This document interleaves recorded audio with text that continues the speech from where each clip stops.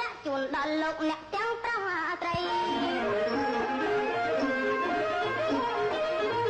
អាយុវណ្ណៈសុខខាងកលាក់ជូនដល់លោកអ្នកទាំងប្រងត្រីប្រកបជ័យជោគទាំងយប់ថ្ងៃមង្គលសួស្ដីដល់លោកអ្នក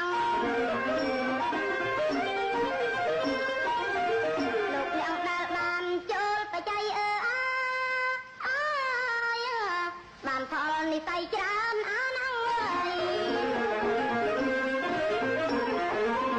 លោកអ្នកដែលបានចូលបច្ច័យបានផលនិស័យច្រើនអានប្រាថ្នាអ្វីអ្វីបានស្មោះស្ម័គ្រព្រោះយើងជឿជាក់ផ្លូវបុណ្យទានឲ្យតែកសាងតែងបានសុខបំបត្តិផ្លូវទុកក្នុងសន្តាន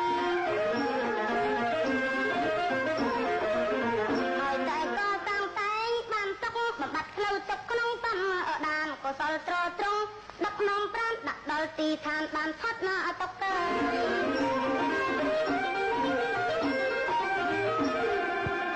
ជាលំដាប់ហោហែមកក៏ដូចជាអស់លោកបានជ្រាបត្រាប់ហើយថាការដែលឲ្យពរជ័យដើម្បីជាពន្លឺមួយដាស់សតិសម្បជញ្ញៈឲ្យលោកអ្នករាល់គ្នាដូច្នេះខ្ញុំសង្ឃឹមថាទោះបីជាយ៉ាងណាក៏អស់លោកអ្នកមិនបំភ្លេចចោលទេនៅការចូលបច្ច័យនេះដូច្នេះសូមមេត្តាដោយរួចរាន់ចុះព្រោះពេលវេលាក៏កាន់តែខ្លីៗប៉ុន្តែមុន